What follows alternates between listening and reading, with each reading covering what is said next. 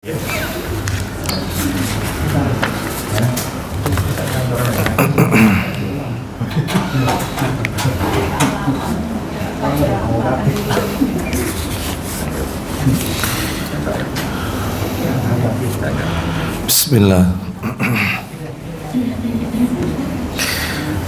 Assalamualaikum warahmatullahi wabarakatuh.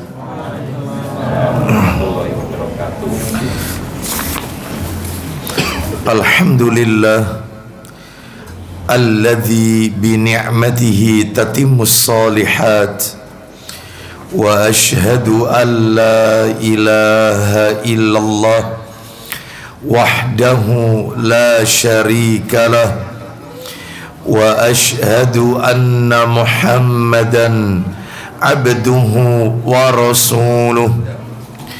Ya ayyuhalladzina amanu taqullaha haqqa tuqatih wa la tamutunna illa wa antum muslimun, amma ba'du, fa inna asdaqal hadisi kitabullah wa khairal hadi hadi Muhammadin sallallahu alaihi wasallam wa syarral umuri muhdatsatuha wa kulla muhdatsatin bid'ah wa kulla bid'atin dhalalah wa kulla dhalalatin finnar.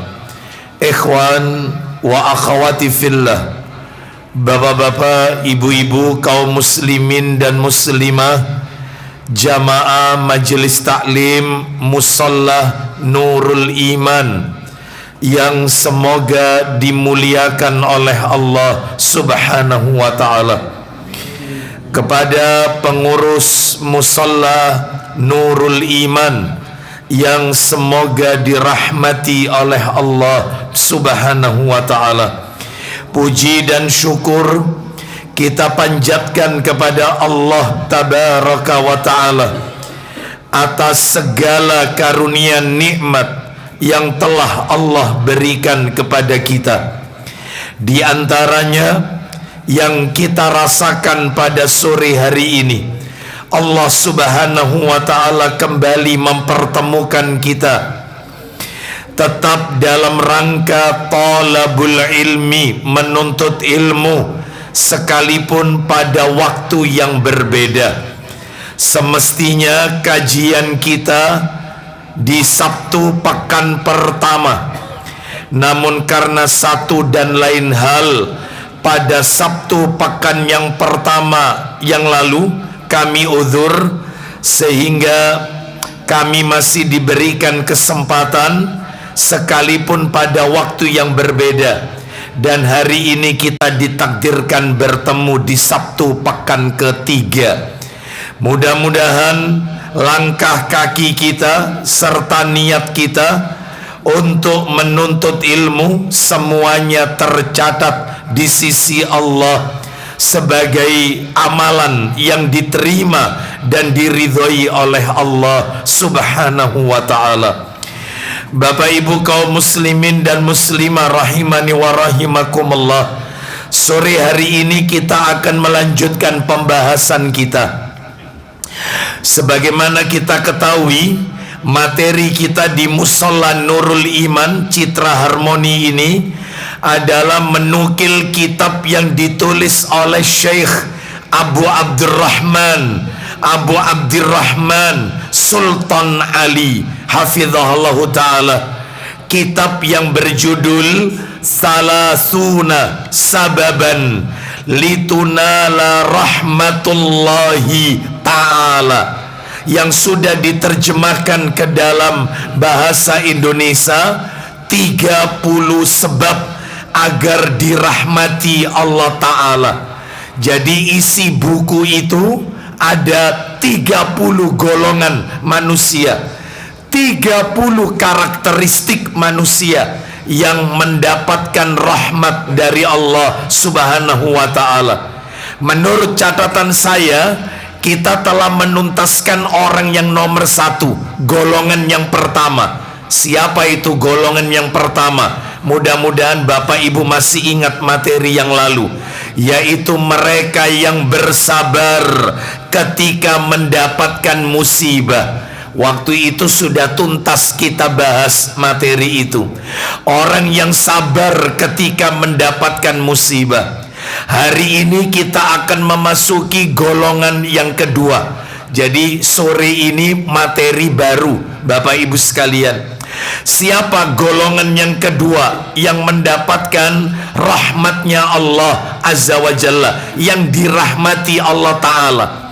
Yang kedua adalah orang-orang yang menaati Allah dan Rasulnya Sallallahu Alaihi Wasallam.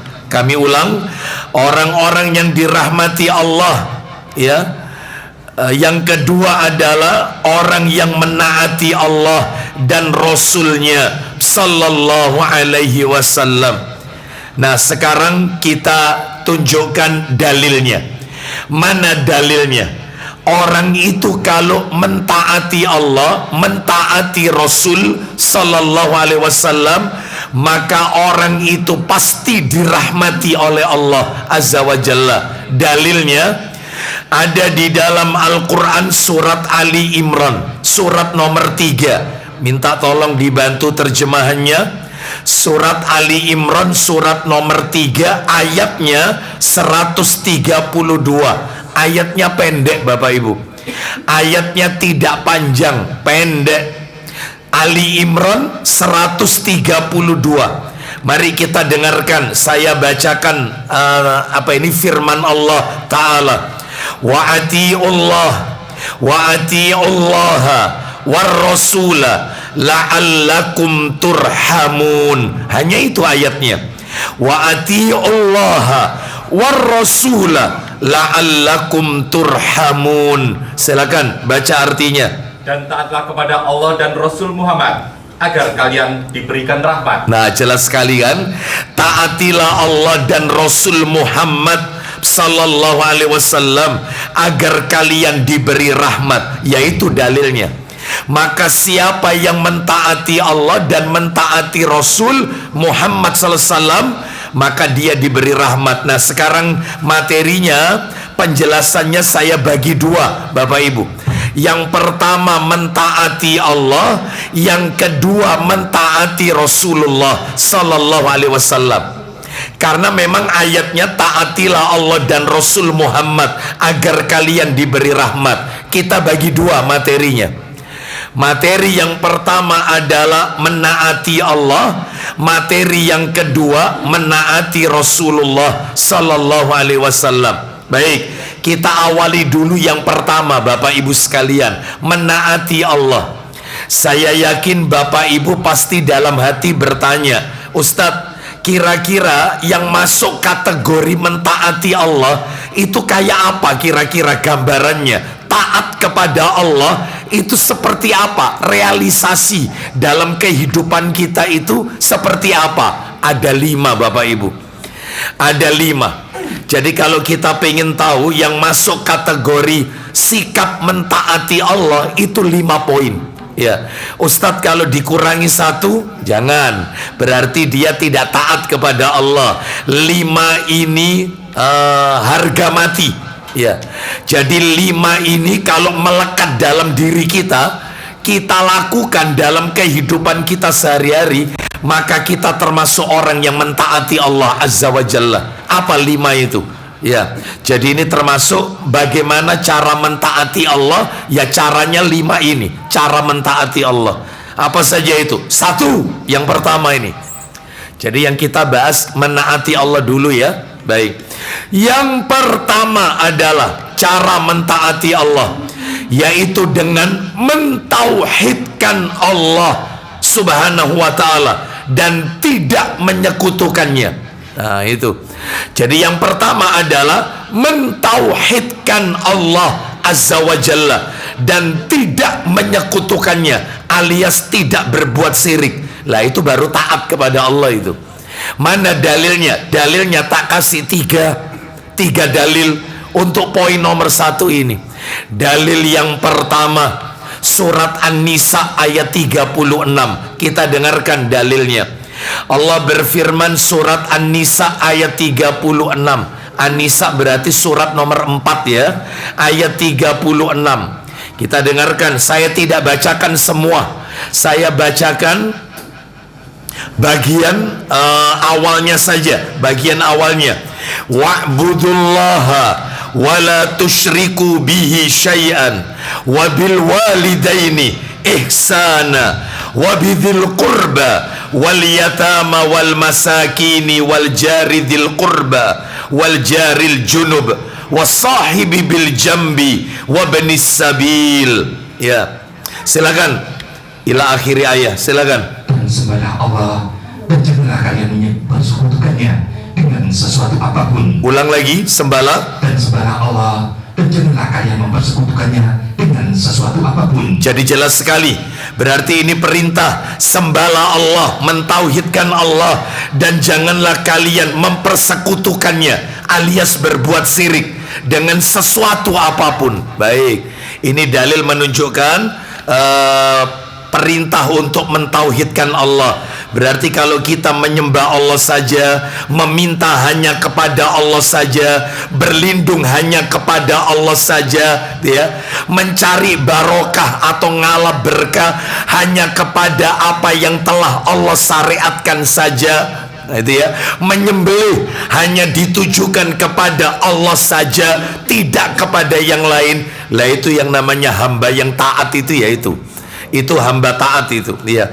Tapi kalau masih dalam hidupnya melakukan hal-hal perbuatan yang arahnya ke syirik, nah itu ya, maka tidak bisa dikatakan hamba yang taat kepada Allah Subhanahu wa ta'ala. Itu dalil pertama. Sekarang dalil yang kedua, coba dibuka Sahih Bukhari. Sahih Bukhari, dalil yang kedua. Dalil yang kedua, Sahih Bukhari, nomornya 2856 2856. Itu dalil kedua sekarang ini ya. Kalau dalil yang pertama tadi kan An-Nisa ayat 36. Sekarang Sahih Bukhari 2856. Silakan dari Mu'adz bin Jabal radhiyallahu an. Silakan. Mu'adz bin Jabal radhiyallahu an, dia berkata, Kuntu ridfan Nabi sallallahu alaihi wasallam ala himarin yuqalu lahu Ufair. Silakan. aku pernah membonceng di belakang Nabi sallallahu alaihi wasallam di atas seekor keledai yang diberi nama Ufair. Baik, jadi Nabi memiliki seekor keledai yang diberi nama Ufair. Rupanya Mu'adz bin Jabal radhiyallahu an itu dibonceng Nabi di belakang. Jadi yang membonceng Nabi ini ceritanya, Mu'adz itu ada di belakang. Ya, ini bentuk ketawaduan Rasulullah SAW. Bukan berarti mentang-mentang seorang pemimpin lalu kemudian yaitu meminta agar untuk dilayani, fasilitasnya harus dipenuhi. Enggak. Buktinya yang membonceng Nabi, ya, Mu'adz ada di belakang. Baik, lalu saat itulah Nabi memanggil Mu'adz bin Jabal radhiyallahu anhu. Padahal Mu'adz ada di belakang Nabi. Apa kata Nabi? Silakan. Lalu beliau bertanya, Ya Mu'adz, hal tadri haqqallahi alal ibadi wa ma haqqul ibadi alallahi. Silakan. Wahai Mu'adz, tahukah engkau apa hak Allah atas para hambanya? Lanjut. Dan apa hak para hamba atas Allah? Baik, jadi pertanyaannya Nabi jelas sekali di sini. Nabi berkata kepada Mu'adz bin Jabal, wahai Mu'adz, apa haknya Allah yang harus dipenuhi oleh hambanya? Dan apa haknya hamba yang akan dipenuhi oleh Allah? Timbal balik, ya. Haknya Allah itu apa yang harus kita lakukan sebagai hamba, dan apa hak kita yang akan dipenuhi oleh Allah? Lanjut, apa jawabannya Mu'adz? Ini jawabannya seorang murid yang beradab. Apa kata Mu'adz? Silakan. Aku menjawab, Allah dan Rasulnya yang lebih mengetahui. Nah, Allahu wa rasuluhu a'lam. Allah dan Rasulnya yang lebih tahu. Aku nggak tahu, wahai Rasulullah. Lah sebelum ini kita lanjutkan, perhatikan Bapak Ibu sekalian. Jadi Nabi menyampaikan ini di atas apa tadi? Keledai, seekor keledai yang diberi nama apa tadi keledai? Ufair. Iya, katanya para alim ulama, pelajaran dari hadis ini adalah yang namanya berdakwah tidak harus di masjid. Yang namanya berdakwah itu dimanapun kita berada, maka kita tetap berdakwah. Buktinya lihat, Nabi menyampaikan ini kepada Mu'adz itu bukan di Masjid Nabawi, bukan di Masjidil Haram, di jalan, lagi berkendara di atas seekor keledai yang diberi nama Ufair. Terus yang namanya dakwah tidak harus diawali innal hamdalillah nahmaduhu, harus enggak. Buktinya tadi apa itu? Langsung Nabi tanya, wahai Mu'adz, apa haknya Allah yang harus dipenuhi hamba, dan apa haknya hamba yang harus dipenuhi, yang akan dipenuhi oleh Allah? Silakan. Apa itu jawabannya Nabi? Haknya Allah dulu yang harus dipenuhi oleh seorang hamba. Silakan. Beliau bersabda, Fa inna haqqallahi 'alal ibad an ya'buduhu wa la yusyriku bihi syai'an. Silakan. sesungguhnya hak Allah atas para hambanya Apa haknya Allah yang harus kita penuhi? Silakan. adalah hendaknya beribadah kepadanya Beribadah kepada Allah dan tidak mempersekutukannya, itu haknya Allah itu. Ulang lagi, dan tidak mempersekutukannya dengan sesuatu apapun. baik, itu haknya Allah. Jadi Allah ya memiliki hak. Haknya yang harus kita penuhi adalah mentauhidkan Allah, beribadah kepadanya saja dan tidak menyekutukannya. Sekarang dibalik, lah kalau haknya hamba, haknya kita manusia yang akan dipenuhi Allah, apa itu? Silakan Abu Hurairah. Dan hak para hambanya atas Allah Apa itu? adalah seorang hamba tidak akan disiksa selama dia tidak mempersekutukannya dengan sesuatu apapun. Allah tidak akan mengazab orang itu. Allah tidak akan memasukkannya dia ke dalam neraka selama orang itu masa hidupnya tidak pernah menyekutukan Allah, tidak pernah berbuat syirik. Jadi haknya Allah diibadahi, tidak disekutukan. Haknya hamba, Allah tidak akan menyiksa seorang hamba yang tidak melakukan perbuatan syirik. Sebaliknya, kalau melakukan perbuatan syirik, ya tentu mendapatkan ancaman azab dari Allah Azza wa Jalla. Bisa difahami sampai di sini Bapak Ibu ya. Jadi itu dalil yang nomor 2 dari poin pertama, cara mentaati Allah, yaitu dengan mentauhidkan Allah dan tidak menyekutukannya. Baik, sekarang dalil terakhir, dalil ketiga. Coba dibuka Sahih Bukhari, Sahih Bukhari, Sahih Bukhari nomornya 6557. Sahih Bukhari 6557. 6557 Bukhari. Ya, silakan Abu Hurairah baca, nggak panjang kok ini. Silakan. Dari Anas bin Malik radhiyallahu anhu, dari Nabi sallallahu alaihi wasallam, beliau bersabda. Nah, kita dengarkan ya. Saya kalau baca hadis ini merinding ini. Ini luar biasa ini. Nanti kejadiannya di hari kiamat. Kita dengarkan. Allah Ta'ala, ya, Rasulullah SAW bersabda, Allah Ta'ala berkata begini, Yaqulullahu Ta'ala li ahwani ahlin nar adzaban yaumal qiyamah. Silakan. Pada hari kiamat, Allah bertanya kepada penghuni neraka yang paling ringan siksaannya. Nanti di hari kiamat Allah akan bertanya kepada penduduk neraka yang paling ringan siksaannya, paling ringan siksaannya, paling ringan. Ya, siapa yang ikut materi saya tadi pagi di Dukuku Bang Mas Hoirul ya? Ini ya, saya tanya, kalau memang tadi pagi ikut kan tadi pagi ya, saya tanya siapa orang yang paling ringan siksaannya di neraka? Yang paling ringan, yang tadi saya jelaskan hanya memakai sandalnya neraka tok, Abu Thalib. Abu Thalib. Kan tadi pagi saya menyampaikan masalah syafaat. Kata Nabi, andai kata apa ini, kalau bukan karena syafaatku, niscaya Abu Thalib paman Nabi ini akan berada di neraka paling bawah. Namun karena syafaatku, dia berada di neraka paling atas permukaan, disuruh memakai sandal neraka, itu bisa mencairkan otaknya. Berarti tetap masuk neraka, nggak keluar, lawang mati kafir. Ya permanen, penduduk abadi. Cuman paling ringan siksaannya paling ringan. Lah seringan-ringannya siksaan neraka, hanya suruh make sandal terompa neraka yang cukup membuat otaknya mendidih. Cukup itu. Iya. Andai kata bukan karena syafaatku, berarti kalau begitu ada syafaat Nabi itu yang bentuknya meringankan siksaan, bukan hanya mengeluarkan dari neraka. Kan ada syafaat Rasul itu mengeluarkan dari neraka masuk ke surga. Ini tidak, tetap di neraka tapi siksaannya diringankan. Abu Thalib itu.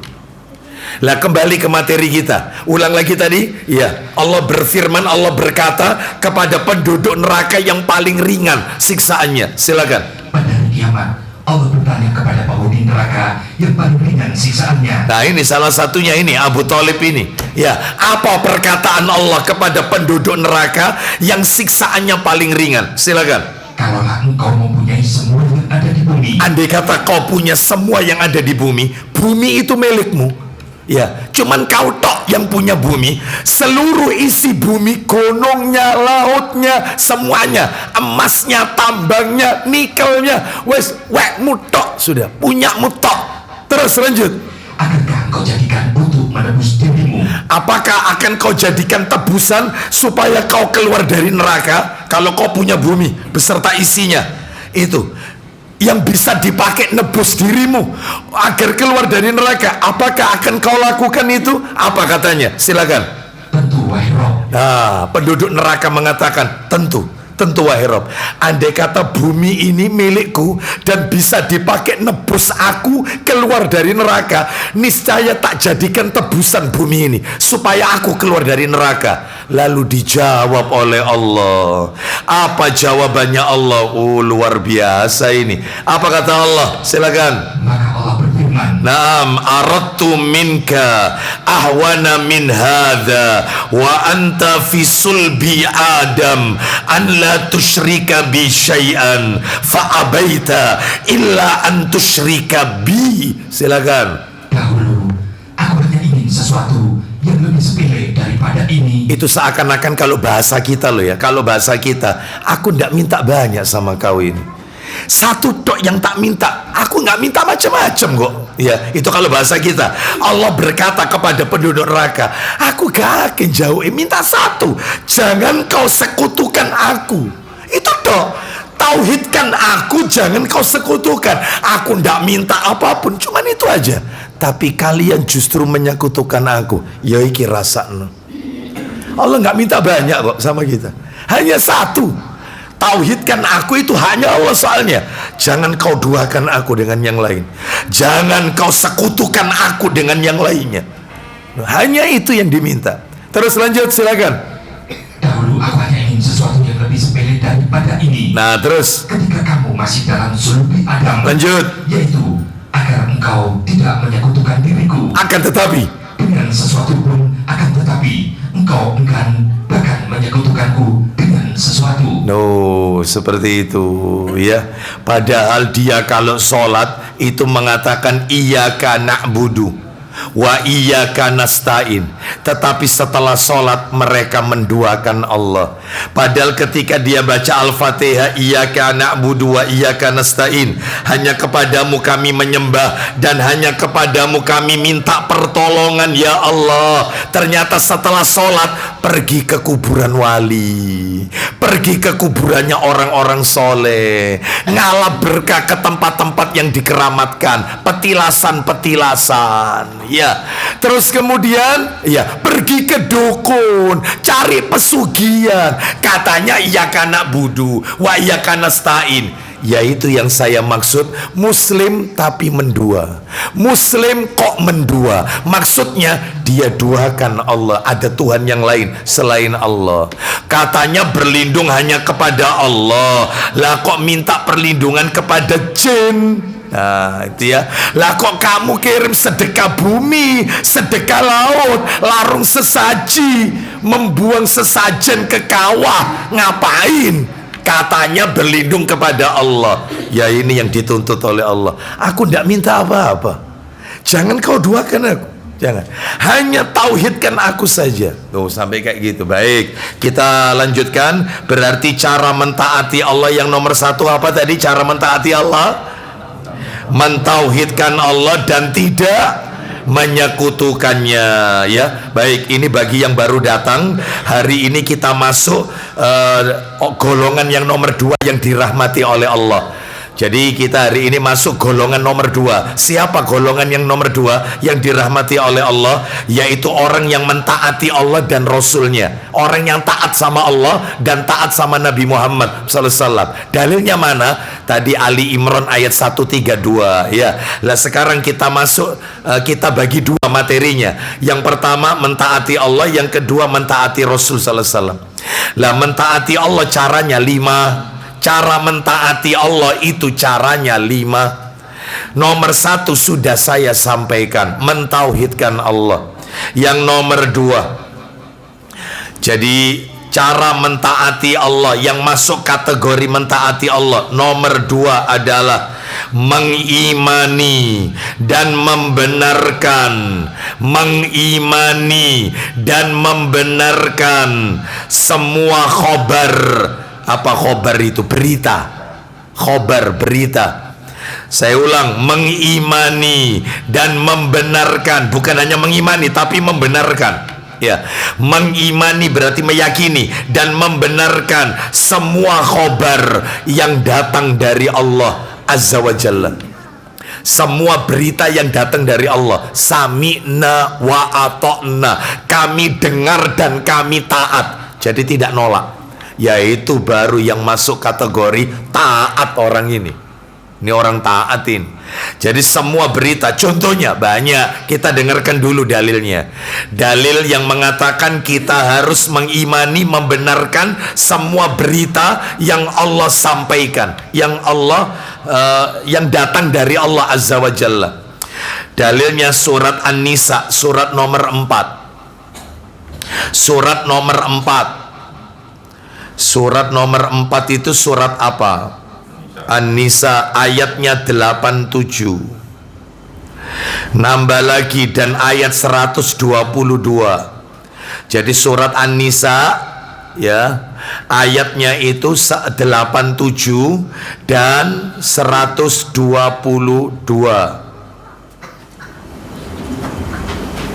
Ya, dan 122.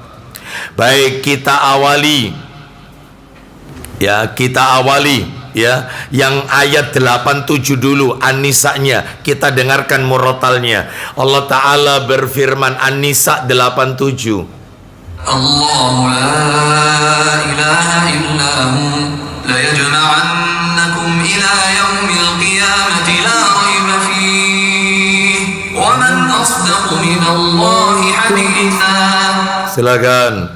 Allah, tidak ada sesembahan selain Dia yang berhak untuk diibadahi. Nah, lanjut teruskan. Dia pasti akan mengumpulkan kalian pada hari kiamat yang tidak diragukan terjadinya. Baik, Dia pasti akan mengumpulkan kalian nanti pada hari kiamat, dibangkitkan manusia. Lanjutkan. Siapa yang lebih benar perkataannya daripada perkataan Allah? Duh, sampai digitukan. Siapa yang lebih benar perkataannya daripada perkataan Allah Azza wa Jalla? Nah, seperti itu. Makanya kita wajib mengimani dan membenarkan semua yang dikatakan oleh Allah Azza wa Jalla di dalam Al-Quran. Nambah lagi dalil, An-Nisa ayat 122. Kita dengarkan murotalnya. An-Nisa ayat 122. Allah berfirman, وَالَّذِينَ آمَنُوا وَعَمِلُوا الصَّالِحَاتِ سَنُدْخِلُهُمْ جَنَّاتٍ تَجْرِي مِنْ تَحْتِهَا الْأَنْهَارُ خَالِدِينَ فِيهَا أَبَدًا وَعْدَ اللَّهِ حَقًّا وَمَنْ أَصْدَقُ مِنَ اللَّهِ قِيلًا. silakan. Dan orang yang beriman dan mengerjakan amal kebajikan kelak akan kami masukkan ke dalam surga yang mengalir di bawahnya sungai-sungai. Mudah-mudahan kata mereka dalam ayat ini kita semua yang hadir di majelis ini. Ya, lanjutkan, teruskan. Mereka kekal di dalamnya selama-lamanya. Nah, mudah-mudahan kita termasuk di dalamnya. Lanjut poinnya sekarang. Dan janji Allah itu benar. Poinnya. Siapakah yang lebih benar perkataannya daripada perkataan Allah? Siapa yang lebih benar perkataannya daripada perkataannya Allah Azza wa Jalla? Tugas kita dengar, imani, yakini. Sami'na wa ata'na. Contoh Bapak Ibu sekalian, di dalam Al-Quran itu banyak kisah, banyak kisah-kisah bertebaran dalam Al-Quran. Contohnya ini ya, saya ambilkan 3 kisah. Yang pertama ada kisah yang berkaitan dengan dakwanya para nabi dan rasul terdahulu, dakwanya para nabi dan rasul yang terdahulu. Ya, termasuk juga mukjizat-mukjizat yang Allah berikan kepada para nabi dan rasul. Misalnya nih ya, kisah Nabi Nuh membuat kapal, kan gitu ya.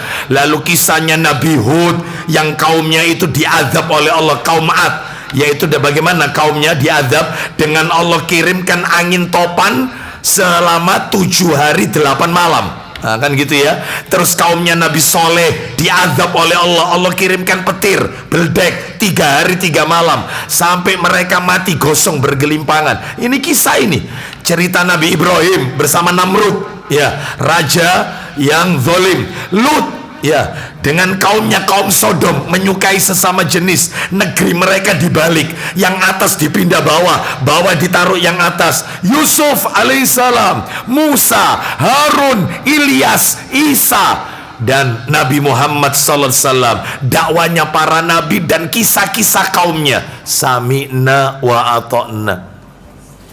Ini kalau dicari di kitab yang lain, gak nemu Bapak Ibu. Gak nemu. Makanya Al-Quran itu kitab penyempurna seluruh kitab yang ada, penyempurna dari seluruh kitab samawi. Sudah gak ada lagi, sudah. Maka ini ada semua lengkap, kisah-kisah umat-umat terdahulu, dan tidak ada satupun yang bantah. Gak ada, tidak ada satupun yang bantah. Itu ya. Baik, itu nomor 1, kisah yang pertama. Ada lagi kisah yang kedua Bapak Ibu sekalian, yaitu kisah yang berkaitan dengan berbagai peristiwa orang-orang yang tidak diketahui jati diri mereka. Lu siapa itu? Maaf, ini contoh kisah tentang Ashabul Ukhdud, kisah tentang Ashabul Fil, kisah tentang Jalut, Talut. Itu ya. Ini kisah Talut, Jalut, dan juga kisah Nabi Adam putranya. Itu ya. Siapa nama putranya? Ada yang bilang Habil Qabil, salah. Ya, dalilnya Israiliyat, tidak sahih. Lah terus siapa? Tidak diketahui jati dirinya. Tetapi kisah itu ada. Ashabul Kahfi, jumlahnya berapa? Tidak ada yang tahu. Itu rahasia Allah, gaib, nggak ada yang tahu. Namanya siapa saja gaib, jati dirinya rahasia, tapi kisahnya ada. Wajib sami'na wa ata'na. Ashabus Sabt, itu ada kisahnya dalam Al-Quran. Ada lagi macam-macam, banyak sekali. Ini kisah orang-orang yang terdahulu, ada semua dalam Al-Quran. Termasuk yang ketiga, kisah-kisah tentang berbagai peristiwa yang terjadi di zaman Rasulullah, zaman Nabi Muhammad loh ya, bukan Nabi sebelum Nabi Muhammad, zamannya Nabi Muhammad SAW. Contohnya, misalnya perang Badar ada di Quran, perang Hunain ada di Quran, perang Uhud ada di Quran. Kalau perang Hunain itu surat At-Taubah ayat 25-26, itu perang Hunain. Ada lagi hijrahnya Nabi Mekah ke Madinah, Isra Mi'raj. Itu ya. Itu kalau orang kafir ya beranggapan mustahil malam hari berangkat ke Palestina, Baitul Maqdis, Yerusalem, lalu malam itu juga nyampe.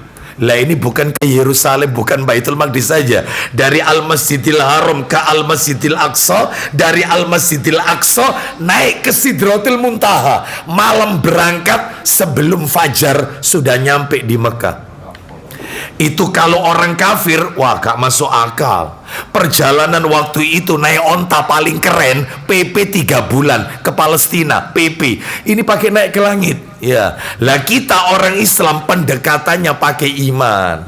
bukan pakai rasio akal logika, tapi pakai iman. Sami'na wa ata'na. Loh, makanya mengimani dan membenarkan semua berita yang Allah sampaikan. Imani saja. Termasuk berita tentang azab kubur, ada di Quran itu. Ada di Quran. Berita tentang azab kubur. Nah, jadi ini menunjukkan kepada kita bahwasanya cara mentaati Allah adalah dengan mengimani dan membenarkan semua berita yang datang dari Allah Azza wa Jal. Sekarang yang nomor 3, bagaimana cara menaati Allah? Yang nomor 3. Yang nomor 3 adalah sabar dan menerima apapun semua keputusan Allah Azza wa Jalla. Sabar dan menerima apapun semua keputusan Allah Azza wa Jalla. Lah kalau bahas materi ini berarti materi yang bulan kemarin atau 2 bulan yang lalu, yang intinya orang yang dirahmati Allah yang nomor 1 kan sabar ketika mendapat musibah. Lah itu materinya itu. Ya, jadi saya tidak perlu detail ya sore hari ini, yang penting Bapak Ibu tahu. Jadi orang itu dikatakan taat kepada Allah kalau dia sabar. Sabar apa Ustaz? Menerima semua keputusan Allah. Sabar. Ya. Mana dalilnya? Dalil Sahih Muslim. Sahih Muslim. Nomornya 2999. Muslim 2999. Ya. Silakan dibantu Sahih Muslim. Dari Suhaib radhiyallahu anhu, dia berkata, Ya. Rasulullah sallallahu alaihi wasallam beliau bersabda. Apa isi sabdanya? Kita dengarkan. Nabi sallallahu alaihi wasallam bersabda, ajaban li amril mu'min, in amrohu kullahu khairun wa laysa dzaka li ahadin illa lil mu'min, in asabatuhu syarra'u syakara fakana khairan lahu, wa in asabatuhu darra'u sabara wa kana khairan lahu. Silakan. Perkara seorang mukmin sangatlah mengagumkan. Itu kalau bahasanya dibalik bisa begini. Kalau coba diulang lagi terjemahnya, perkara Seorang mukmin sangatlah mengagumkan. itu kalau supaya enak cara anunya ini memahaminya adalah dibalik saja, yaitu misalnya dengan kalimat perkara mukmin itu, menjadi seorang mukmin itu sangat istimewa. Menjadi seorang mukmin itu menakjubkan karena diawali ajaban, ajib, menakjubkan, ajib, mengherankan. Jadi orang mukmin itu menakjubkan. Kenapa? Mukmin itu kok menakjubkan? Lanjut, baru contohnya. Silakan. Segala apa yang terjadi merupakan hal yang terbaik untuknya. Semua yang menimpa mukmin itu baik untuk dia. Apa itu contohnya? Silakan. Dan hal itu tidak akan pernah didapatkan oleh seorang pun kecuali pada diri seorang mukmin. Ini belum dijelaskan terus sama Nabi, masih dipertegas oleh Nabi. Jadi orang mukmin itu menakjubkan, apapun yang menimpa kepada dia itu yang terbaik buat dia, dan tidak ada yang bisa mendapatkan apapun. tidak mendapatkan apapun kecuali itu dimiliki oleh seorang mukmin. Lanjutkan. Contohnya, Bila mana dia mendapatkan kenikmatan, orang itu mukmin itu kalau dapat nikmat maka senantiasa dia mensyukurinya. dia bersyukur kalau dapat nikmat. Teruskan. Dan itu merupakan hal yang baik untuknya. Kalau tidak dapat nikmat malah sebaliknya kena musibah. Lanjut. Bila mana dia tertimpa musibah, senantiasa dia bersabar, dan itu juga merupakan hal yang baik baginya. Nah, dikasih nikmat bersyukur, dikasih musibah sabar. Ya itulah cirinya orang mukmin. Berarti kalau ada ngaku mukmin kok sambatan, mengeluh, ya, sambatan, ya, terus kadang-kadang ungkit-ungkit, ya, undat-undat pemberian, maka mukminnya label mukmin tanda tanya. Karena cirinya orang mukmin itu sabar. Jadi kalau dizolimi orang, disakiti orang, maka dia bersabar dengan apa yang menimpa dia, nggak marah, seperti itu. Ya, baik. Jadi dalam hal ini menerima semua ketetapan Allah Subhanahu wa Ta'ala. Ibu-ibu juga begitu. Ibu-ibu sabar ketika dizolimi suami, sabar ketika suaminya menikah lagi. Itu ciri mukminah. Ciri mukmin. Oh ya, itu bagian dari mentaati Allah Azza wa Jalla. Itu iya. Nah, di sini mukmin dan mukminat semua ya. Jangan mukmin mukminatnya akon-akon, tapi realisasinya dalam kehidupan. Nah, ya baik. Kita lanjutkan. Tambah dalil. Coba Tirmidzi, Sunan Tirmidzi nomor 2144. Coba dibuka.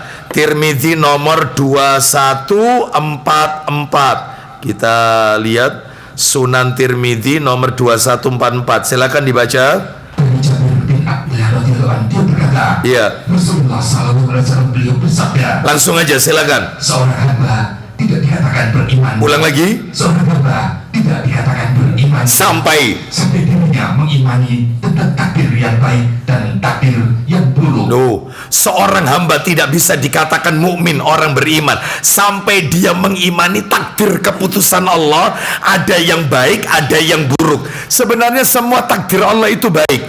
Buruk itu kan kacamata kita. Tetapi apa yang Allah tetapkan itu baik untuk hambanya sebenarnya. Buruk itu menurut penilaian kita. Makanya ciri mukmin dia harus sabar. Lanjut teruskan. Sampai dia mengetahui Bahwa apa yang menimpanya tidak mungkin akan meleset darinya, dan sesuatu sesuatu yang tidak ditetapkan atasnya tidak akan. tidak akan mungkin mengenainya. Nah, jadi ciri seorang mukmin itu seperti itu, sampai pada tingkat itu keyakinannya. Kalau memang Allah belum takdirkan, selesai. Tapi kalau sudah Allah takdirkan, nggak akan kemana. Masalah rezeki misalnya, nggak perlu kemudian orang itu, pedagang itu, kalau dia mengimani takdir, nggak perlu pakai pesugihan. Ya, tiap buka toko nyiram air leri, ya, air bekas cucian beras, nggak perlu nggak suwu-suwuan. Apa suwu itu? Sebulan, nggak perlu. Kenapa? Cirinya orang yang beriman. Maka kalau memang hari ini sepi, belum takdirnya, pasti rezeki nggak akan kemana. Seperti itu. Ya. Saya pernah cerita kalau nggak salah di sini atau di majelis taklim yang lain, ya, tentang pedagang di mana itu di Madinah, pedagang di Saudi, iya. Seperti itu ya. Itu saya kan pernah dimintai tolong oleh salah seorang jamaah. Dia itu ingin membeli sesuatu, contohnya ada, dia bawa gambarnya. Lalu saya antarkan, singkat cerita, ke tokonya, persis sama barangnya. Saya diminta untuk menawar, nanyakan harga. Saya tanya, bikam hadha ya Syekh, berapa ini harganya? 100 real, 100 real. Saya tanya orang, saya bilang sama jamaah saya, 100 real Pak. Tolong Ustaz, barangkali bisa turun harganya. Kam akhir, saya bilang, kam akhir, berapa terakhir? Ya, orangnya yang punya toko menjawab, maafi diskon, tidak ada diskon sudah. Harga pas ini, harga pas. Dipegang terus barang itu sama jamaah saya, diwola wali. Apa katanya si punya toko ini, yang jual ini? Kamu kalau kepingin barang yang sama, kualitasnya sama, harganya lebih murah, warnanya sama, coraknya sama, tapi luwe murah, ada di toko depan sana. Antum ke sana coba, itu lebih murah di sana, dan barangnya sama, mereknya sama. Itu lebih murah, agak miring sedikit. Kira-kira ada pedagang model kayak gini di Indonesia? Tidak ada, Pak Dewi. Iya. Itu sampean kalau ke sana api anduk ini sih barangnya. Iya, ini kualitasnya itu memang di sana itu mereknya podo, cuman dijatuhkan. Itu nggak mau kalah kan? Ini enggak, kita malah diarahkan ke sana. Lah ini kan orang ini kehilangan rezeki, dia nggak bingung. Dia nggak bingung. Kalau sudah waktunya rezeki datang, selesai, akan datang. Tuh, coba ini menunjukkan jamaah saya, nggak usah di sini aja Ustaz. Saya terpesona sama akhlaknya pedagang ini. Oh keren, ya sudah beli aja. Ya, padahal di sana bisa lebih murah dikit, bisa lah. Harga 995 5 real kan lumayan, kaca 5 real. Tapi tetap dia beli di situ karena dia terpukau sama akhlaknya. Ya, dia tidak menjatuhkan pedagang yang lain. Tuh, itu ya. Baik, kita lanjutkan. Sekarang yang nomor 4. Ciri-ciri mentaati Allah, atau cara mentaati Allah maksudnya. Bagaimana sikap mentaati Allah itu? Yang nomor 4 adalah meyakini bahwa hukum Allah Azza wa Jalla membawa keadilan dan kebaikan bagi hambanya. Meyakini bahwa hukum Allah Azza wa Jalla membawa kebaikan dan keadilan bagi hambanya. Ya, Allah itu tidak mungkin zalim sama hambanya. Ya, termasuk hukum rajam, ya, itu hukum kisos, ya, hukum cambuk, ya, seperti itu. Termasuk juga diantaranya adalah yaitu hukum denda, kafarat. Nah, itu adalah bentuk keadilannya Allah Azza wa Jalla. Baik, jadi kalau masih ada suara-suara miring, hukum di dalam Islam ini tidak berperi kemanusiaan, melanggar HAM, salah. Ya, justru yang paling adil, membawa kebaikan, hukum Allah itu membawa kebaikan. Baik, mana dalilnya? Dalil surat Al-An'am ayat 115. Al-An'am ayat 115, ayat dibuka surat nomor 6. Surat nomor 6 ayat 115. Allah Ta'ala berfirman, wa tammat kalimatu rabbika. Allah berfirman, Al-An'am 115. wa tammat kalimatu rabbika sidqan wa 'adla la mubaddila li kalimatihi wa huwas sami'ul 'alim. Silakan baca. Dan telah sempurna firman Rabb kalian, yaitu Al-Quran, Dengan benar dan adil. loh, ya, sempurna firman Allah dalam Al-Quran, benar dan adil. Lanjut. Tidak ada yang dapat mengubah firman-Nya, Dan Dia Maha mendengar, Maha mengetahui. jadi semua hukum Allah itu membawa kebaikan dan keadilan. Contoh hukum waris. Laki-laki 2 bagian, wanita 1 bagian, itu akan mendatangkan kebaikan, keadilan. Ya, mungkin di kacamata manusia itu kesannya berpihak kepada kaum laki-laki. Ya, padahal di balik itu banyak maslahat. Ya, makanya kadang manusia itu tidak mampu menangkap adanya hikmah dari hukum Allah Azza wa Jalla. Termasuk poligami, sama mendatangkan kebaikan dan keadilan. Mungkin menurut wanita adil dondi, ya, wong aku tersakiti, loh, apanya yang tersakiti? Iya, Allah justru sayang kepada kalian. Nah, iya. Oh, itu loh teknisnya belajar sama Abu Hurairah, ya. Belajar, tugasnya dibagi katanya, ya. Baik, jadi ini menunjukkan kepada kita, imani saja, tidak ada Allah itu zalim sama hambanya, itu nggak ada. Baik, sekarang yang nomor 5, bagaimana cara menaati Allah? Caranya nomor 5 adalah mengenal dan mengamalkan. Jadi bukan hanya kenal atau dihafal, tapi diamalkan. Mengenal dan mengamalkan konsekuensi dari nama-nama dan sifat Allah. Nah, itu baru namanya taat itu. Ya, mengenal dan mengamalkan konsekuensi nama-nama dan sifat Allah. Allah itu kan punya nama banyak, tidak terbatas 99. Allah punya nama ini banyak, Asmaul Husna, nama-nama Allah yang indah, itu tidak terbatas 99. Ayo kita kasih dalil. Coba dibuka dalilnya. Dalilnya surat nomor 31 ya. 31 itu surat apa itu? Luqman ya. Surat Luqman surat 31. Ayatnya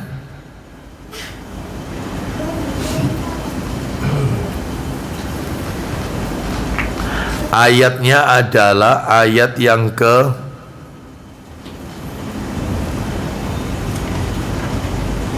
sebentar ya.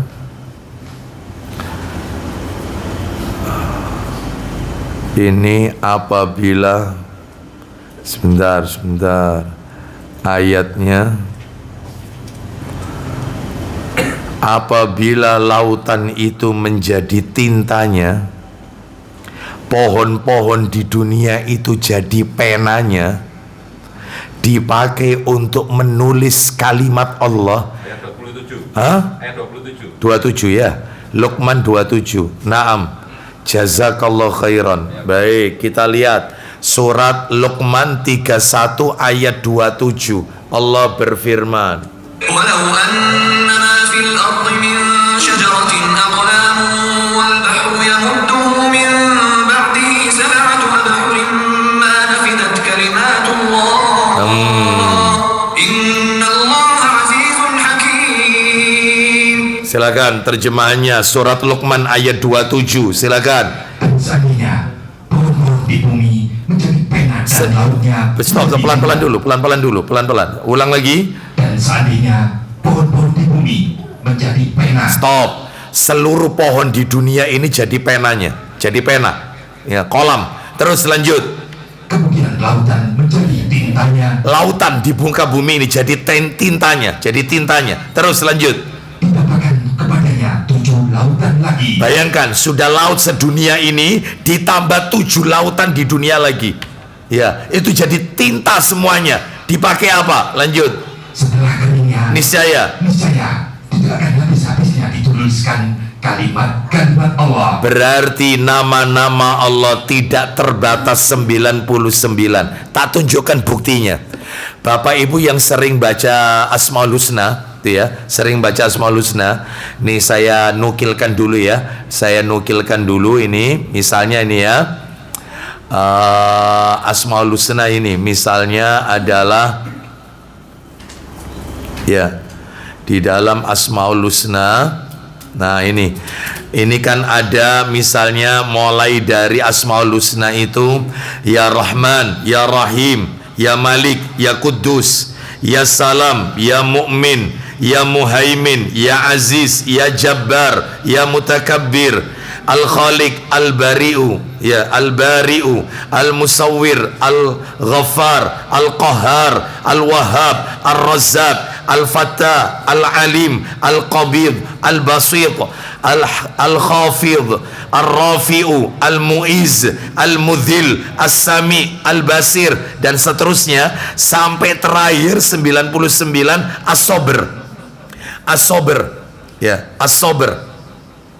Maka tidak kita temukan dalam daftar ini nama Allah At-Thayyib. Nggak ada. Padahal Nabi mengatakan dalam hadisnya riwayat Muslim, Innallaha ta'ala thayyibun la yaqbalu illa thayyiban. Allah Ta'ala itu thayyib dan Allah tidak akan menerima kecuali yang baik-baik saja. Apa thayyib itu? Thayyib itu adalah nama Allah yang artinya Allah maha sempurna dan Allah terhindar dari segala kekurangan, yaitu namanya thayyib. Allah terhindar dari segala aib dan kekurangan, yaitu namanya thayyib. Dan itu tidak ada dalam daftar 99 nama. Ya, ini menunjukkan kepada kita nama-nama Allah tidak terbatas dari 99 nama. Lebih banyak lagi. Cuman yang kita ketahui 99 nama. Mana dalilnya? Ayo dalil lagi tambah. Surat nomor 7 Al-A'raf ayatnya 180. Walillahil asmaul husna fad'uhu biha. Loh, silakan. Dan Allah memiliki Asmaul Husna. Ulang lagi. Dan Allah memiliki Asmaul Husna. Al-A'raf 180 surat nomor 7 ayat 180. Ulang lagi. Dan Allah memiliki Asmaul Husna. Lanjut. Nama-nama yang terbaik. Maka perintahnya, maka bermohonlah kepadanya dengan menyebut Asmaul Husna itu. baik, jadi kita kalau berdoa kepada Allah sebutkan Asmaul Husna. Maka kalau berdoa jangan tergesa-gesa. Langsung begitu berdoa langsung ya baca sholawat dulu, Allahumma sholli ala Muhammad, baru Rabbana atina. Salah. Maka sebut nama Allah lebih dahulu. Caranya apa yang kita sebut dari nama Allah dengan yang kita minta harus klop, harus sama. Contoh, kita pingin minta rezeki, ya Fattah, ya Rozak, wahai Allah yang maha pembuka dan maha pemberi rezeki, berikan kami rezeki yang halal dan thayyibah. Contoh lagi, minta diberi keselamatan. Ya salam, berikan kami keselamatan. Salam, maha memberi keselamatan. Duh, contoh kita pingin punya ilmu, maka sebutkan, ya Allah ya alim, wahai Allah yang maha mengetahui, berikan kami ilmu yang manfaat. Minta diampuni dosanya, ya Allah ya Ghaffar, wahai Allah yang maha pengampun, ampuni dosa-dosaku. Itu baru diterima. Jangan antara yang kita baca Asmaul Husna dengan isi doa kita nggak sama. Contoh, ya Allah ya Ghaffar, berikan kami keselamatan. Nggak cocok. Ya Allah ya Salam, berikan kami rizki yang halal dan thayyibah. Nggak cocok. Harus sama. Berarti kalau gitu kudu hafal Ustaz. Iya. Dan plus artinya. Makanya panjenengan tak kasih PR kajian bulan depan, hafal Asmaul Husna. Insya Allah gak ono sing teko. Iya. Ya, seperti itu. Insya Allah ya. Ancamannya kan gitu ancamannya ya. Nah ini terus kapan apalnya ya? Baik, mana sih Ustadz dalilnya? Kita suruh ngapalkan, itu mana dalilnya? Ini sebagai bentuk mentaati Allah loh. Mentaati Allah ini. Ya, mengamalkan, menghafalkan dan mengamalkan konsekuensi Asmaul Husna. Dalilnya mana? Ayo coba dibuka Sahih Muslim. Nomornya 2677. Muslim 2677. Sahih Muslim nomor 2677. 2677. Nah, itu kan ada dua nomor. Ya, dibuka dulu yang atasnya 4835. Ayo dibaca dari Abu Hurairah dua-duanya 2677. Silakan ayo baca. Dari Abu Hurairah radhiyallahu anhu dari Nabi Muhammad sallallahu alaihi wasallam, beliau telah bersabda. Nih perhatikan sabdanya, lillahi tis'atun wa tis'una isman. Silakan. Sesungguhnya Allah Subhanahu wa taala memiliki 99 nama. Stop, perhatikan belakangnya. Man hafidhoha. Hafidhoha, siapa yang menghafal? Hafid. Ya. Man hafidhoha dakhalal jannah. Silakan. Maka barang siapa yang dapat menghafalkannya, niscaya dia akan masuk ke dalam surga. Yo, jaminannya. Nek apal mlebu surga. Ayo bulan depan ya, tak tes ya. Itu ya. Itu. Atau kalau dibuat dilombakan kayak kemarin Nurul Iman ngadakan lomba takfid itu loh di sini. Itu kan. Itu. Ya, kira-kira ya, atau dibuka pendaftaran lomba gitu ya. Boleh lah ya. Nanti hadiah pertama sepeda. Oh, Masya Allah. Tapi itu seartinya loh ya. Seartinya ya Rahman apa artinya, Ar-Rahim apa artinya. Gitu. Kalau bisa, ayo. Kalau memang serius, ayo kita buat ya. Yang hafal semua kita kasih hadiah. Baik. Terus lanjut. Ya, berikutnya redaksi yang lain dari Abu Hurairah, sama nomornya 2677. Dari Abu Hurairah radhiyallahu anhu dari Nabi sallallahu alaihi wasallam, beliau bersabda, Inna lillahi tis'atan wa tis'ina isman mi'atan illa wahidan. Silakan. Allah SWT mempunyai 99 nama. Sama Nabi dirinci. Apa rinciannya? 100 kurang 1. Pinter matematika. Oh, iya toh? Sama Nabi dipertegas. 99 kan sudah cukup. Sama Nabi diperjelas. 100 dikurangi 1. Itu ya. Terus lah kalau ini bukan man hafidhoha, ini kalimatnya man aksoha. Akso berarti menghitung, tidak ada wiritan. Nah, silakan lanjut. Barang siapa yang menghitungnya. Nah, siapa yang menghitungnya dijadikan wirid. Ya Allah, ya Rahman, ya Rahim, ya Aziz, ya Ghaffar, ya Hayyu, ya Qayyum, ya Dhahiru, ya Batinu, ya Awwalu, ya Akhiru, ya Sabr, dan seterusnya sampai ya Dzal Jalali wal Ikram dan seterusnya. 99 dijadikan wirid. Maka lanjut.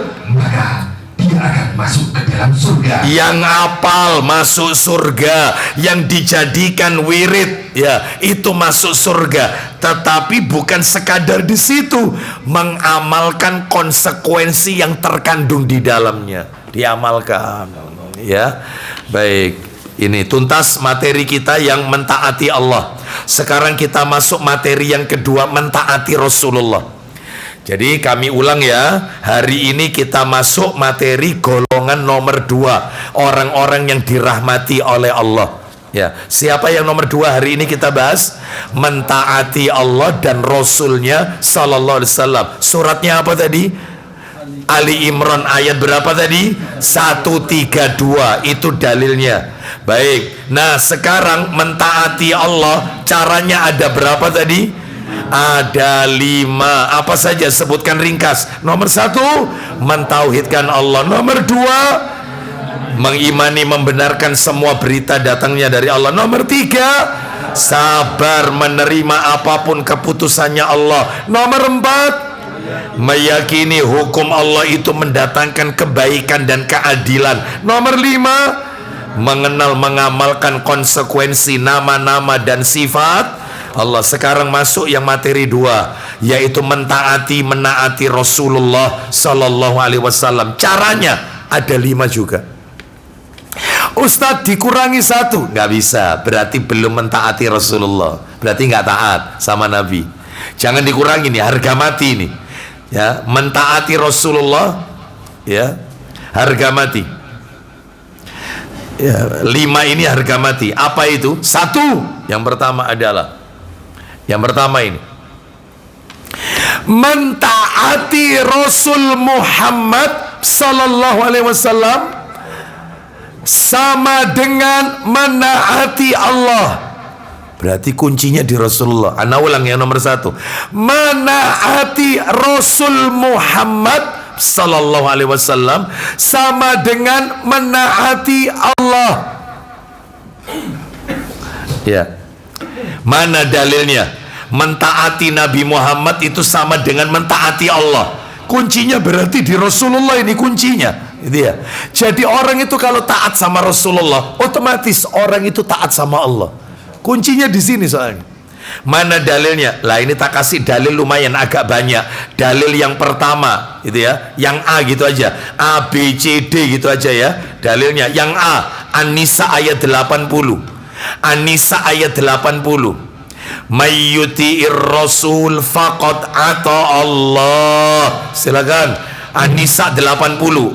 Silakan ayo. Barang siapa mentaati Rasul Muhammad, maka sesungguhnya dia telah mentaati Allah. Loh, siapa yang mentaati Rasul Muhammad, otomatis orang itu mentaati Allah. Loh, otomatis itu. Dah ya. Dalil yang B, yang B. Coba Sahih Bukhari nomor 7280. Bukhari 7280. Sahih Bukhari 7280. Ayo dari Abu Hurairah baca. Dari Abu Hurairah radhiyallahu anhu, bahwa Rasulullah sallallahu alaihi wasallam beliau bersabda, Kullu ummati yadkhulunal jannah. Silakan. setiap umatku masuk surga. Ulang lagi kalimat itu. Setiap umatku masuk surga. Mudah-mudahan kita katut lah, karena kita ini katut, kita ini termasuk umat Nabi Muhammad Sallallahu Alaihi Wasallam.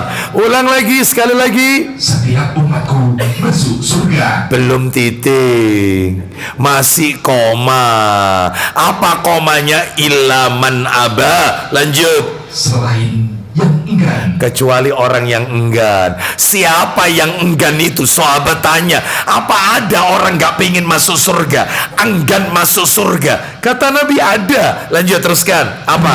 Para sahabat bertanya, wahai Rasulullah, Waman ya'ba. lantas siapakah yang enggan itu? Siapa orang yang enggan itu? Apa jawaban Nabi?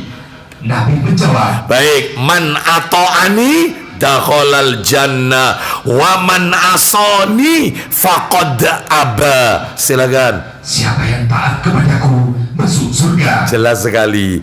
Terus lanjut. Dan siapa yang membangkang aku, berarti dia enggan. Nah, siapa yang durhaka, membangkang, nggak mau taat, itulah orang yang enggan masuk surga. Oh, itu ya. Jadi syaratnya ya harus taat. Wong di dalam syair Arab. Nah, ini ada syair, ini bukan hadis. Syair Arab. Begini bunyinya. Laukana hubbuka sadiqan la ataitahu. Innal muhibba liman yuhibbu muti'. Nah, artinya apa? Sekiranya cintamu itu benar, niscaya engkau akan mentaatinya. Karena orang yang mencintai tentu akan mentaati orang yang dia cintai. Ya ini, ya makanya saya punya judul kajian. Kalau nggak salah di YouTube sudah ada. Waktu itu saya sampaikan di mana ya waktu itu ya. Judulnya begini: cintaku padamu asli, bukan imitasi. Nah, di mana itu? Hah? Prakteknya dokter Angga. Betul, tempat prakteknya dokter Angga waktu itu. Cintaku padamu asli, bukan imitasi. Itu waktu itu pas Rabiul Awal juga ya, kayak gini-gini nih. Iya, itu momennya ya, momennya bukan memperingati Maulid, bukan ya. Kita jelaskan ya apa mencintai Nabi itu ya, seperti itu. Baca sholawat yang banyak, bukan sholawatan, beda. Sholawat bukan sholawatan. Baik, kita lanjutkan. Itu buktinya ya belum tidak terbang kan ya itu. Baik, itu dalil yang apa itu? Yang B. Sekarang dalil yang C ya. Meskipun pakai terbangan tapi kan nggak terbang. Dalil yang C. Tadi yang B ya tadi ya. Yang C. Yang C Sahih Muslim 1835. 1835 Sahih Muslim. Yang C ini, yang C. Kalau yang A An-Nisa ayat 80, yang B Sahih Bukhari 7280, yang C 1835. 1835. Ayo dibaca atasnya 3417 ya. Ya, silakan ayo baca Abu Hurairah. Dari Abu Hurairah radhiyallahu anhu, dari Nabi sallallahu alaihi wasallam beliau bersabda, isinya, barang siapa mentaatiku, ulang lagi, barang siapa mentaatiku, sungguh dia telah mentaati Allah. loh, siapa yang taat sama aku, orang itu otomatis taat sama Allah. Lanjut. Dan barang siapa bermaksiat kepadaku, Bermaksiat kepada Nabi itu kayak apa Ustadz? Suka membuat hadis palsu, melakukan bid'ah, nggak ada contohnya dari Nabi, itu bermaksiat kepada Rasulullah. Makanya nanti akan ada orang-orang yang terusir dari telaga Al-Kausar. Mereka nggak bisa menikmati air dari telaganya Nabi, yaitu Al-Kausar. Bahkan mereka terusir. Kenapa? Sampai Nabi bertanya, bukankah itu umatku? Apa jawabannya nanti di hari kiamat? Engkau tidak mengetahui Muhammad apa yang mereka lakukan setelah engkau wafat. Mereka melakukan kebid'ahan. Makanya ahli bid'ah nggak bisa deket telaga Al-Kausar, nggak bisa. Nggak bisa ya. Jadi terusir dari, kan ada berapa orang, 4 apa 5 orang yang terusir dari telaga Al-Kausar ya. Orang-orang yang terusir itu materi dia ya, Duku Kupang, Telaga Al-Kausar. Nah itu ya, Telaga Al-Kausar. Jadi saya punya judul materi orang-orang yang terusir dari Telaga Al-Kausar. Salah satunya itu ahli bid'ah, termasuk Qadariyah ya. Orang yang menolak takdir, kelompok Qadariyah, maka terusir, nggak bisa. Termasuk Murji'ah, kelompok yang meyakini orang yang beriman sama pelaku maksiat imannya sama. Jadi iman tidak bertambah, iman tidak bisa berkurang, statis. Ini salah ini. Yang benar adalah al-imanu yazidu wa yankus. Yazidu bitta'ah wa yankus bil maksiyah. Iman bisa bertambah, bisa berkurang. Bertambah karena ketaatan, berkurang karena maksiat. Nah, kalau Murji'ah enggak gitu. Baik. Terus kita lanjutkan, terus silakan hadisnya. Barang siapa? dan siapa bermaksiat kepada, tak apa-apa, bermaksiat kepadaku. dan barang siapa bermaksiat kepadaku, maka dia telah bermaksiat kepada Allah. Terus, barang siapa mentaati seorang pemimpin, nah ini, siapa yang taat sama pemimpin? Sungguh dia telah mentaati diriku. taat gitu loh. Ya ojo dirasani terus pemimpin kita. Itu didungakno Pak Prabowo ini, didoakan. Beliau ini muslim, ojo dilokno, doa jangan. Katanya ahlus sunnah. Itu loh dalilnya. Gedekno lagi, suaranya diangkat lagi. Siapa yang mentaati pemimpin? Silakan. Barang siapa mentaati seorang pemimpin, maka sungguh dia telah mentaati diriku. oh, itu kalau nggak taat sama pemimpin, kebalikannya. Dan barang siapa bermaksiat kepada seorang pemimpin, Bermaksiat yaitu menyebarluaskan aibnya pemimpin, namanya diumbar di mimbar-mimbar, ya, dan seterusnya, dijadikan olok-olokan, ya, maka dirinya telah bermaksiat kepada diriku. tuh seperti itu. Taat aja, sami'na wa ata'na. Masih muslim soalnya, muslim sholat, maka sami'na wa ata'na. Baik, kita lanjutkan, ya. Kok koyoi abot gitu, lihat matanya ini berat gitu loh, heran saya. Ya, terus gak usah dibahas MBG, gak usah masuk ke sini, ya. Seperti itu, didoakan aja, ya. Baik. Saya lihat wajahnya itu, kayak berat itu. Ya. Wajah penuh dendam gitu loh, ya. Heran saya ini. Didoakan kebaikan. Tambah lagi dalil yang keberapa ini? Yang D ya. A, B, C, D yang keempat. Lah ini tak tunjukkan dampak buruk. Sekarang dalil yang nomor D ini masuk kategori mereka kalau tidak taat dapatnya apa. Mereka kalau nggak taat sama Rasulullah, kira-kira apa yang akan dia peroleh? Coba dibuka yang dalil D ini, An-Nur ayat 63. An-Nur ayat 63, surat nomor 24, An-Nur ayatnya 63. Allah berfirman, An-Nur ayat 63. Allah Ta'ala berfirman, An-Nur ayat 63. لا تجعلوا دعاء الرسول بينكم كدعاء بعضكم بعضا قد يعلم الله الذين يتسللون منكم لواذا فليحذر الذين يخالفون عن أمره أن تصيبهم فتنة أو يصيبهم عذاب أليم. Oh, jelas sekali. Bagian akhir tapi itu ada di bagian akhir itu. Nggak apa-apa dibaca dari awal. Silakan. Janganlah kalian jadikan panggilan Rasul Muhammad di antara kalian seperti panggilan sebagian kalian kepada sebagian yang lain. Belum poinnya, lanjut. Sungguh Allah mengetahui orang-orang yang keluar secara sembunyi-sembunyi di antara kalian dengan berlindung kepada kawannya. Lanjut. Maka hendaklah orang-orang yang menyalahi perintah Rasulnya. Ulang lagi. Maka hendaklah orang-orang yang menyalahi perintah Rasulnya. Berarti nggak taat sama Nabi Muhammad, menyalahi perintah Nabi. Apa itu akan dia dapatkan? Takut akan mendapat cobaan Atau ditimpa azab yang pedih. oh, mereka yang tidak taat kepada Nabi, ancamannya hendaknya mereka takut akan mendapatkan azab yang sangat pedih. Terakhir, dalil nomor 5 yang E. Ini langsung poinnya. Jadi nggak sampai nunggu di hari kiamat, orangnya masih hidup dibayar kontan oleh Allah, dapat azab gara-gara nggak taat sama Nabi. Tidak sami'na wa ata'na, ya. Jadi nggak taat sama Nabi, ucapan Nabi diselisih. Ya, nggak taat, langsung dibayar kontan oleh Allah. Dapat apa Ustadz orangnya? Kita dengarkan. Coba dibuka Sahih Muslim, dalil yang E, Sahih Muslim nomor 2021. 2021, atasnya 3766. Ya, dari Iyas bin Salama bin Al-Aqwa, dari bapaknya, silakan. Dari Iyas bin Salama bin Al-Aqwa, dari bapaknya radhiyallahu anhu telah menceritakan kepadanya. 2021 ya, Sahih Muslim 2021 2021. Lanjutkan, teruskan. Bahwa seorang laki-laki makan di samping Rasulullah SAW dengan menggunakan tangan kirinya. Jadi ada seorang laki-laki makan pakai tangan kiri. Lah masalahnya orang ini makan dekat dengan Nabi, kok nggak sungkan gitu loh, makan pakai tangan kiri. Lalu apa kata Nabi?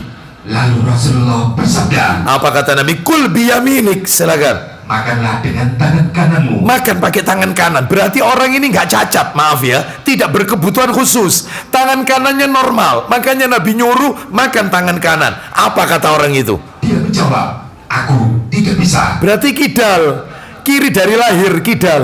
Nah, kidal itu kan kiri dari lahir, kepanjangannya. Nah, ya, baru tahu ya.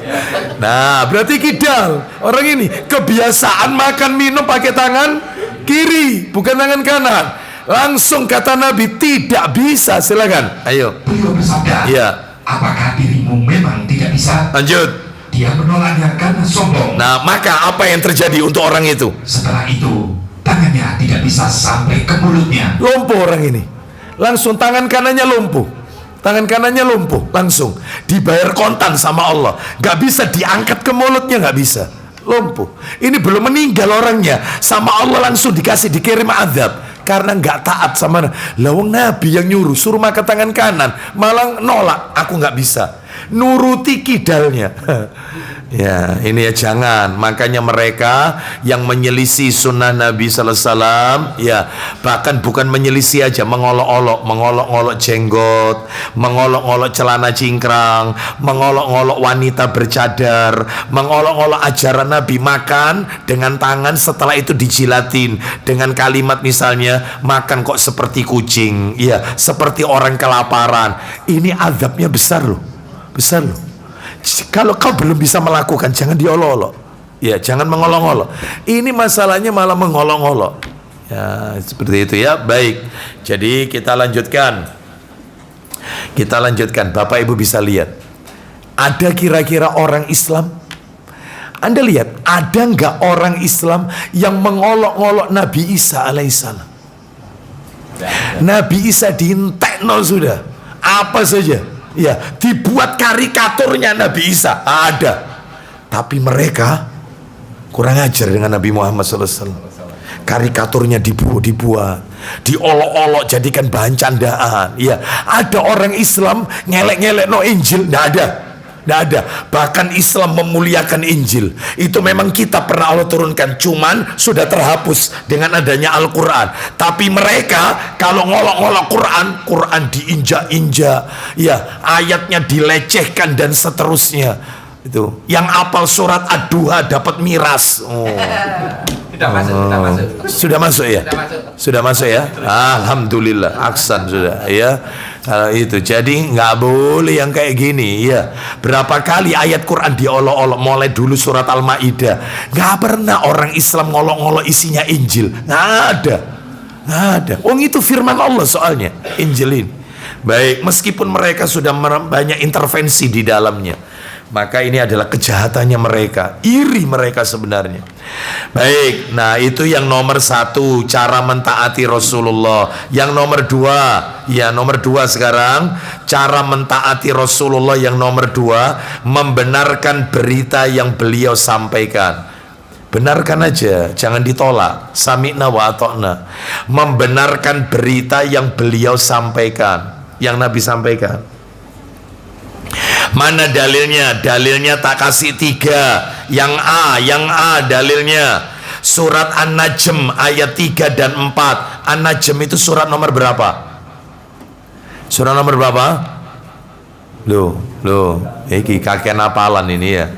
Surat nomor 53, 57 itu Al-Hadid. Ya, 53 An-Najm ayat 3 dan 4.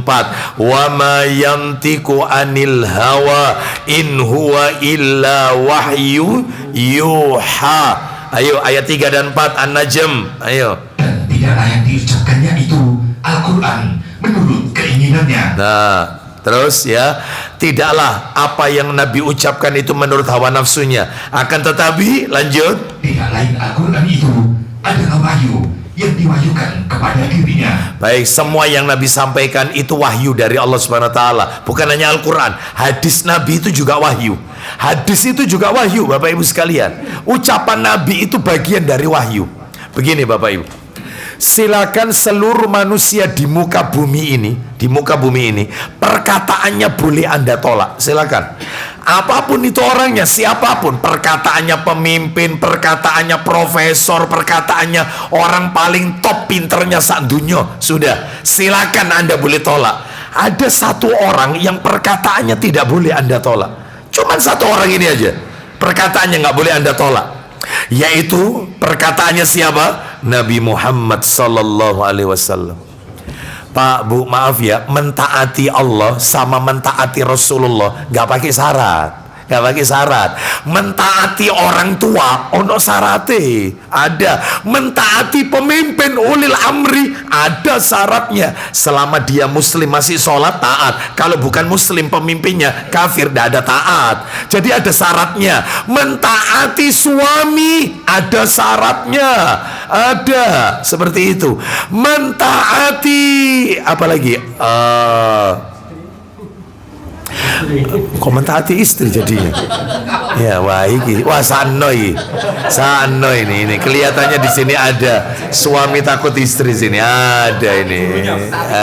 Mentaati gurunya, ustadznya, kiainya ada syaratnya. Mentaati Allah dan Rasul biduni syarat, gak ada syarat-syaratan. Tak pakai sudah. Ya, makanya nggak boleh kita tolak ucapannya Nabi Sallallahu Alaihi Wasallam. Baik, jadi kalau Nabi mengatakan rapatkan soft, rapatkan luruskan soft, jangan memberikan celah kepada syaitan. Sami'na wa ata'na. Lah ini ndak, malah dijadikan bahan cibiran. Loh kalau soft ndak renggang, kata kalau soft itu renggang, katanya jadi celahnya setan. Alhamdulillah setan mau sholat. Ada orang model kayak begini ngomong? Ada, viral itu, ada di YouTube. Ada. Jadi semua yang dikatakan Nabi itu dijadikan cibiran semua. Cibiran semua. Nabi mengatakan potong kumis, rawatlah jenggotmu. Komen lagi dia, jenggot itu kalau tambah panjang maka ketarik sarafnya otak sehingga tambah bodoh kalau jenggot panjang. Ada yang ngomong kayak gini. Semua perkataan Nabi di komen semua sama dia. Kira-kira kalau orang ini hidupnya di zaman Nabi, ya apa kira-kira orang ini? Apa ndak di sampingnya ini Abu Bakar, izinkan aku tak penggal orang ini? Iya, nggak boleh. Istighza, mengolok-olok Rasulullah, sunnah Nabi diolok-olok. Oh itu ya. Baik. Jadi ini menunjukkan benarkan, imani saja. Dalilnya di mana? Dalil yang B, Sahih Bukhari nomor 3320. Ayo dibuka. Bukhari 3320 dari Abu Hurairah radhiyallahu an. Ayo. Yang baca Abu Hurairah.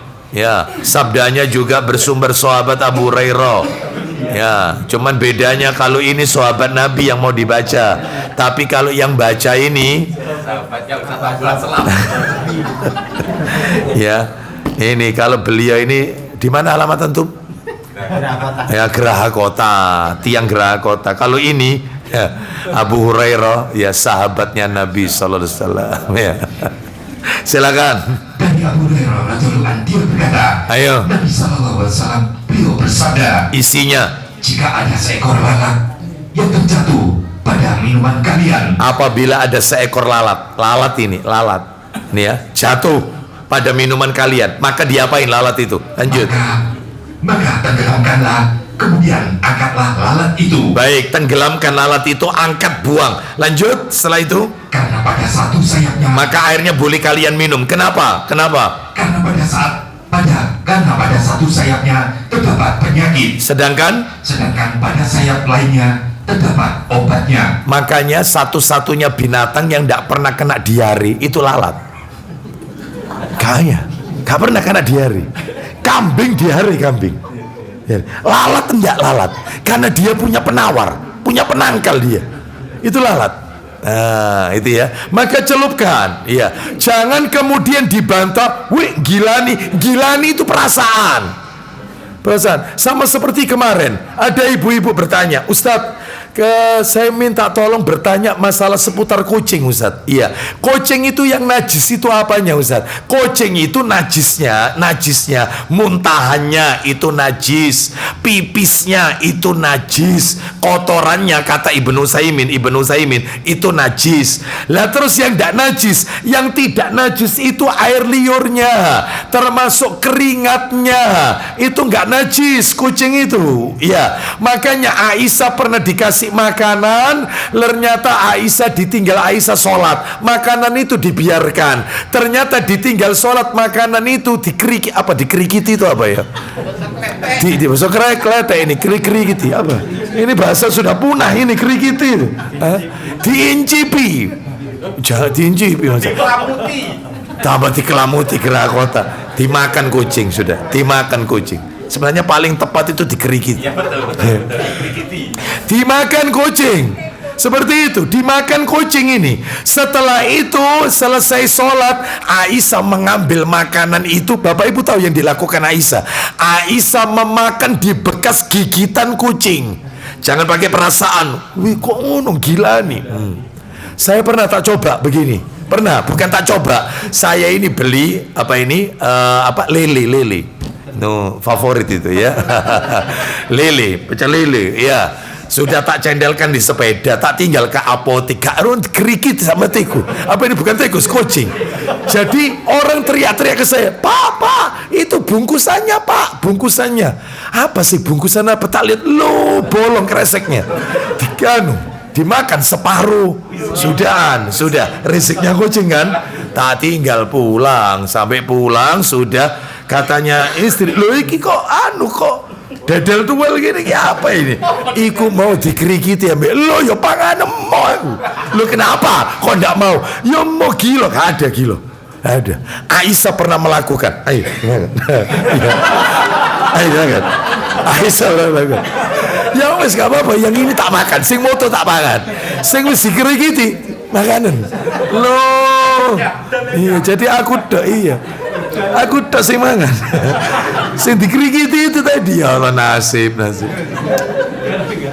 Jadi tolong belajar agama jangan pakai perasaan. Sami'na wa ata'na, itu ya.